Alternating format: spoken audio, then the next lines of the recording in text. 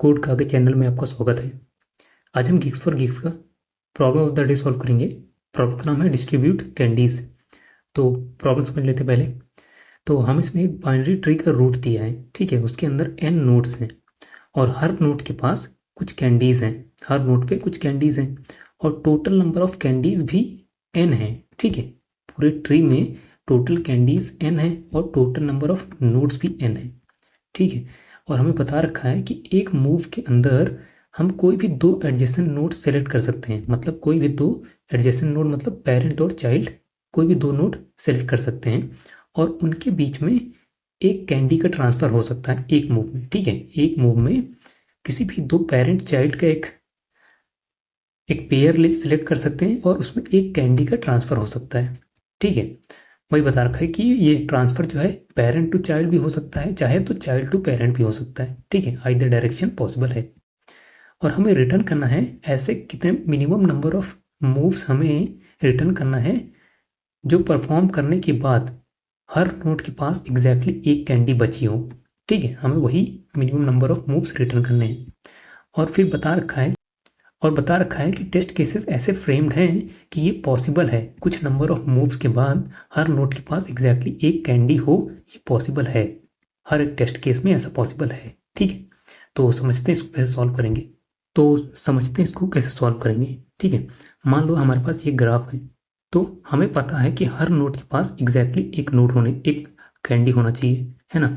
तो हम क्या करेंगे, हर नोड के पास जाएंगे और बोलेंगे तुम्हारे पास एक्स्ट्रा कितना कैंडी है, ठीक है। एक्स्ट्रा कैंडी उसका फाइंड करेंगे। एक्स्ट्रा इसको कैसे पता चलेगा, जो नोड है उसका जो डेटा है, मतलब नोड के पास जितना जितना भी कैंडी है उसमें से हम माइनस करेंगे 1। ये हमें बताएगा एक्स्ट्रा कैंडी, है ना, कि पर्टिकुलर नोड के पास कितना एक्स्ट्रा कैंडी है, ये हमें पता चल जाएगा। अब देखो दो केसेस हो सकते हैं। हो सकता है ये वाला नोड ऐसा हो जिसके पास 0 कैंडी है, तो उस केस में क्या होगा, हमारा एक्स्ट्रा क्या हो जाएगा, 0 माइनस 1, तो क्या हो जाएगा -1, है ना। इसका मतलब क्या हुआ, इसका मतलब हुआ ये वाला नोड ये वाले नोड को एक कैंडी चाहिए, ठीक है। इट नीड्स अ कैंडी, ठीक है। मैं ऐसे लिख दे रहा हूँ। और दूसरा केस क्या हो सकता है, ऐसा हो 3, मान लो हो सकता है उसके पास 3 कैंडी हो, तो एक्स्ट्रा क्या हो जाएगा, एक्स्ट्रा हो जाएगा 3 माइनस 1। एक अपने पास खुद के पास रख लेगा और कितना बचेगा, 2 बचेगा। मतलब क्या हुआ, इट हैज़ एक्स्ट्रा कैंडी, ठीक है। इसके पास एक्स्ट्रा कैंडी है और इसको एक कैंडी चाहिए क्योंकि इसके पास एक भी कैंडी नहीं है।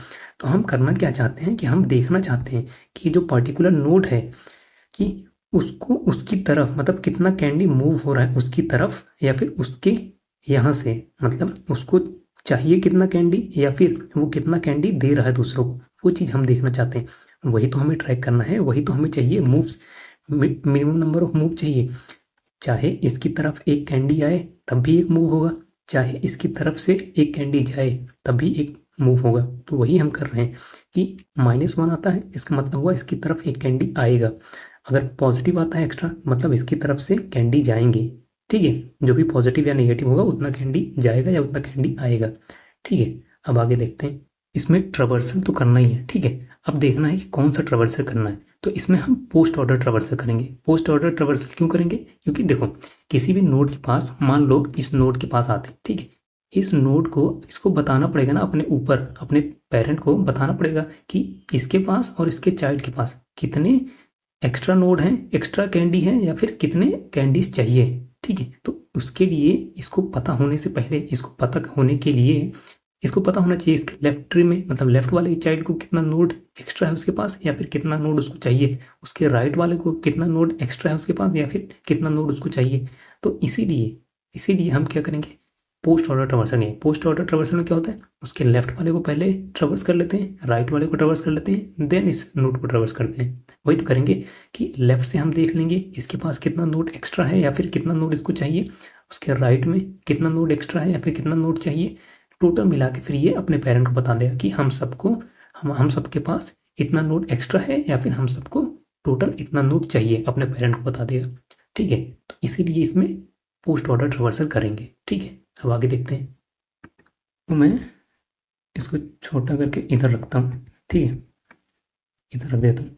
तो देखो, कोई भी नोड जो है कैसे बताएगा कि उसके पास से इतना मूवमेंट होगा या फिर उसके पास इतना मूवमेंट आएगा। ठीक है, मतलब मान लो कोई भी नोड, उसके पास से कितना कितना कैंडी जो है जाएगा या फिर उसके पास कितना कैंडी आएगा, वो कैसे बताएगा? वो ऐसे बताएगा कि उसके पास नोड डॉट डेटा इतना टोटल कैंडी है, उसमें से एक माइनस करेगा वो, क्योंकि उसके पास एटलीस्ट एक होना चाहिए, है ना?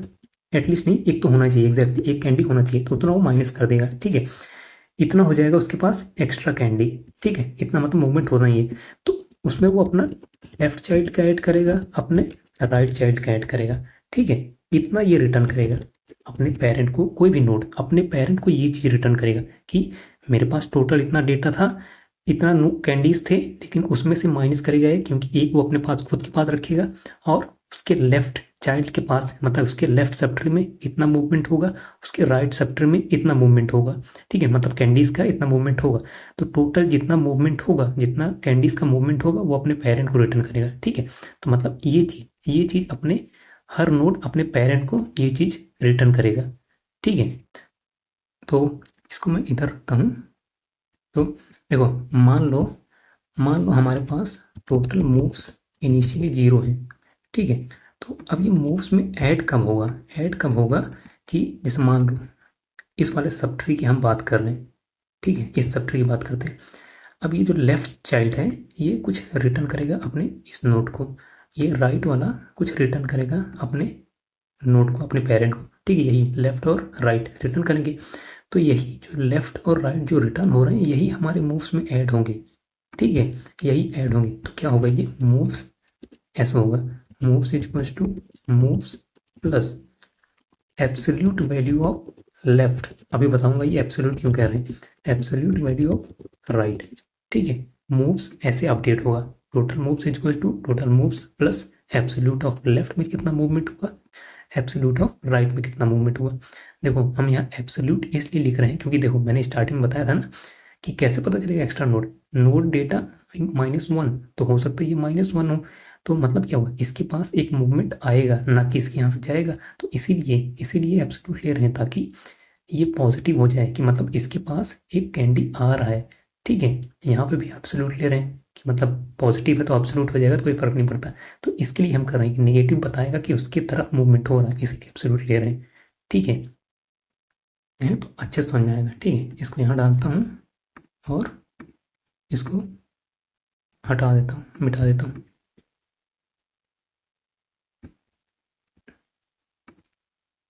और इसको मैं यहाँ रखता हूँ। ठीक है, स्टार्टिंग में हमारा मूव्स इज इक्वल टू 0 है। ठीक है, मूव्स इज इक्वल टू 0 है, तो अब स्टार्ट कैसे होगा, हमें पोस्ट ऑर्डर ट्रांसफर करना है। ठीक है, रूट से स्टार्ट करेंगे, उसके लेफ्ट में जाएंगे। ठीक है, लेफ्ट में जाएंगे, देखो इसका लेफ्ट चाइल्ड नल है, इसका राइट चाइल्ड नल है। जब कोई भी नोड नल होगा तो हम 0 रिटर्न कर देंगे। ठीक है, ये रिटर्न कोई भी नोड ऐसे करेगा, लेकिन अगर नल है तो 0 रिटर्न कर देंगे। ठीक है, अगर इसका लेफ्ट चाइल्ड और राइट चाइल्ड दोनों ने 0 रिटर्न किया, इस फॉर्मूले का यूज़ करके ये क्या रिटर्न करेगा, यहाँ से क्या रिटर्न करेगा, यहाँ से रिटर्न करेगा -1।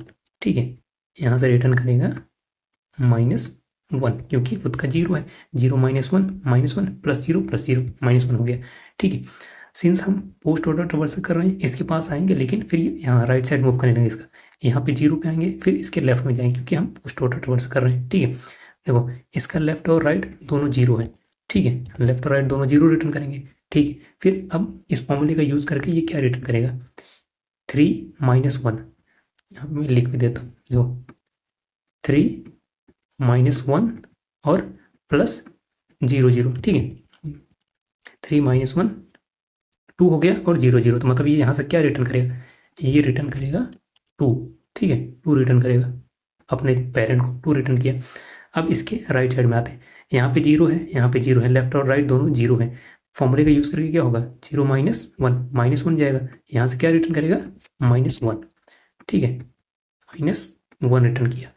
ठीक है, अब देखते हैं, देखो हम जब इस नोड के पास आए, अब देखो इस नोड के पास जब ये अपना पेरेंट इसके लेफ्ट ने और इसके राइट ने जब रिटर्न किया, तो इस लेफ्ट और राइट दोनों को हम यहाँ ऐड करेंगे। यहाँ पे मैंने देखा बोला था ना, absolute value of left, absolute value of right, तो यहाँ पे दोनों को ऐड कर देंगे 2 + 1। ठीक है, दोनों का एब्सोल्यूट मैंने ऐड कर दिया।